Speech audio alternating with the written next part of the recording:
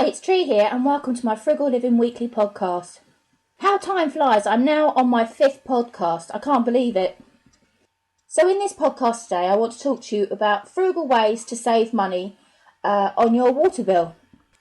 Last year we had a water meter installed. It wasn't by choice. We were told by a local water company, Southern Water, that we had to have it. Everyone was going to eventually have one. So we got that installed. But we were concerned and still are concerned that our water bills will skyrocket. There's 5 of us in our house and we were on a fixed water bill that was about £450 a year. So that was quite cheap, really. And we were estimating that having a water bill was going to increase that by double.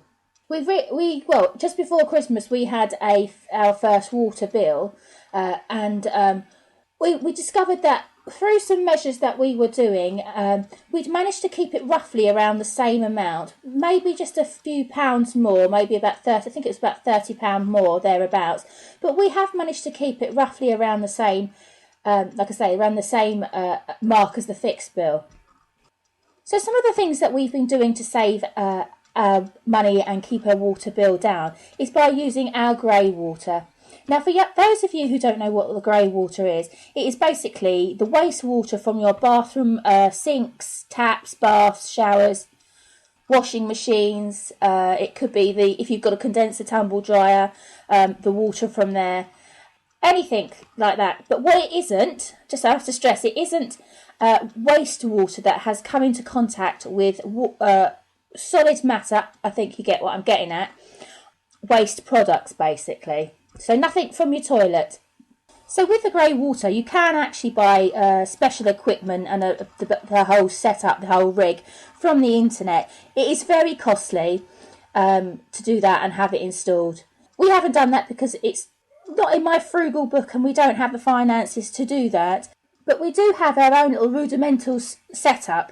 So for example, we have a bucket in our shower to collect the water as we're having a shower, water butts, lots of other little bits and pieces and ways that we collect the water. We use that to wash the garden down with because we have a courtyard garden and it needs to be kept clean. Use it to water the plants. Top up the water butt when it's getting empty in the summer, and we also use the water from the buckets to flush the toilet. Obviously, if we've done a number 2, sorry to be a bit vulgar there, but if you get what I'm getting at, we do flush the toilet for that, but we don't always necessarily flush the toilet. So, for example, if we've put some tissue down there or something, either we'll leave it because you don't really need to flush it if you've just put a tissue down there after you've blown your nose. Or we use the grey water from the shower, which will, if you pour it in the toilet, I'm sure you know, will automatically push the water through and you'll end up with the clean water and the waste in a sense has gone. So we found using the grey water very helpful and in saving us some money. But one thing I would suggest to you is if you're trying to save money on your water bill, which I highly suggest because really, let's face it, for every drop of water that you're letting go down your sink unnecessarily is a penny that you are wasting. You are literally throwing your money down the drain. So what I would suggest is you go to your local water provider. You can go on the internet or you can phone them up, and they have a lot of information on how you can save money, save water. But a lot of them give away what is called a saver flush device, or HIPPO as they like to call them, which you can pop into your toilet cistern. And each time you flush the toilet, apparently this helps save 1 litre per flush. Now with Southern Water, I can tell you if you're in this area that they are, if you go on the internet, they are giving those away free. And they also have, and I'm sure other water companies do the same sort of thing as well, so you're going to need to check for yourself. But specifically for Southern Water, because that's their company, like I say, they do offer, if you've got a water meter or you've just had a water meter installed, they do offer a scheme called the changeover tariff. You can utilise this tariff where if your bills will be more than you usually would have been paying, so for example on your fixed bill, they will phase in any increase over a 3-year period. So this obviously helps ease you into the compulsory water bill and the increase in any charges that you have to pay. So I did phone the Southern Water and express my concern about having to pay more, and I was a bit concerned in being able to manage that. I haven't actually, will be honest with you, after seeing the first bill, taken them up on the charge, the changeover tariff. Because like I say, we've been working hard at keeping our water bill down, and I think we've done quite well. In actual fact, I don't think that we would now qualify for the changeover tariff. So, like I say, I phoned them up and they sent a very nice gentleman out who sat down and spoke to me, asked me all sorts of questions about how we use our water. And even he came to the conclusion that we probably would be roughly about the same. We would be no worse off and no better off on a water meter. So we were roughly around the same expense. He came round. He also was offering freebies out. So like washing up bowls, a timer for when you go in the shower. So he gave us one of those.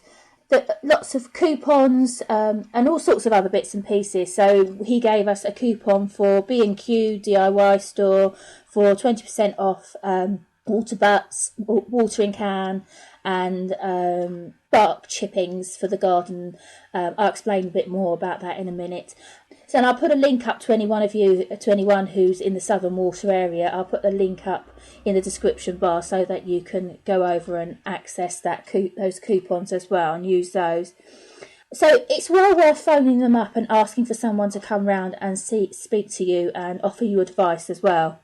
But another thing, and I'm sure your water company will be doing this as well, but Southern Water have a water sure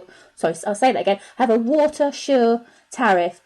They check to see if you are entitled to any financial assistance with your bill. So, for example, if you have a meter and have 3 or more children, or if you have a medical condition who uses a lot of water. So, for example, if you have a abdominal stoma, Crohn's disease, if you suffer from incontinence, ulcerative colitis, you can get help with your water bill there. But also, if you're on certain benefits, you may also be able to receive assistance. They may be able to help by putting a limit on your charges for water and waste water services. So you need to check that out, whether you're in my Southern Water area or whether you're in any other area of the UK. So some other ways that you can help reduce your water bill and save some money is by using a washing up bowl. This is some of these things are pretty obvious, but so like I say, using a washing up bowl, you don't need to use a dishwasher if you've got one half empty. Use the washing up bowl for a few cups and plates. So how about having a shower instead of a bath where possible? And if with that shower, if you limit it, so we limit ours to roughly about 3 to 4 minutes. We have to say it depends on whether you're washing your hair when you're in there, because a couple of us in our house have got long hair, so it takes us a bit longer. We had the timer that was a little egg timer thing that was given to us by the water company when they visited. So we had that on and we just flip it round. So you could have an alarm on your phone go off, anything, it doesn't really matter. So that will help save water as well. But also, if you've got a power shower and you're using electricity, just remember you're saving on your energy consumption with the electricity as well by having shorter showers. So you're saving money with electricity as well.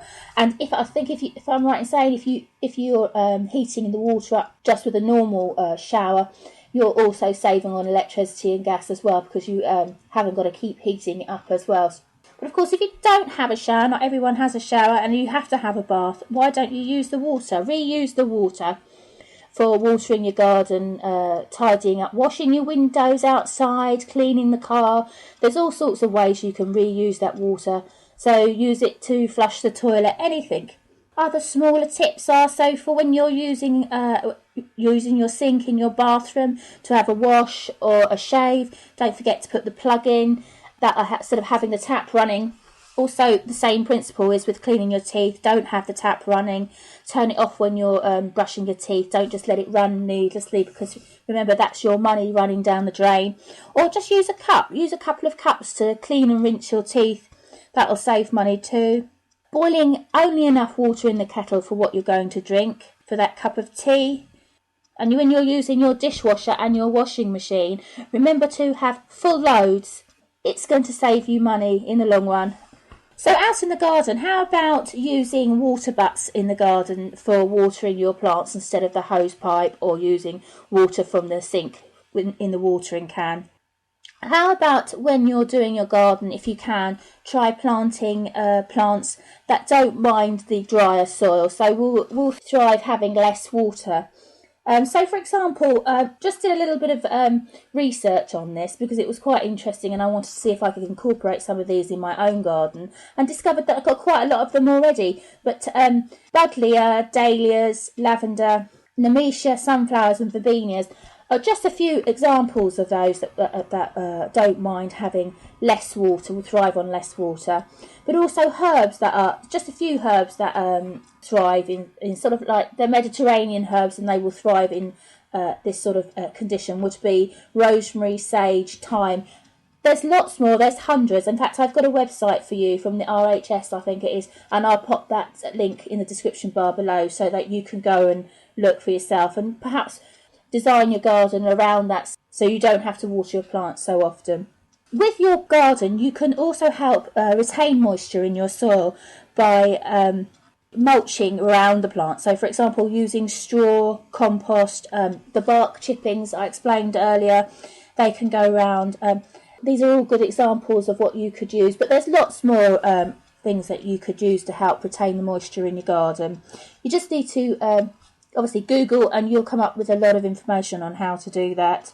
So I just remembered there's a couple of other plants that I wanted to suggest to you that would be excellent in the garden. Pretty obvious really, so like the cactuses or the cacti, whichever way you say it, but also succulent plants like agaves and aloe vera.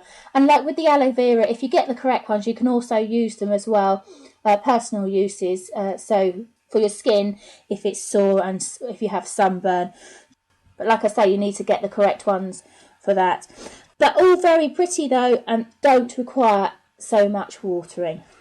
And whilst we're still in the garden, I wanted to talk about the children playing in the garden, especially in the summer.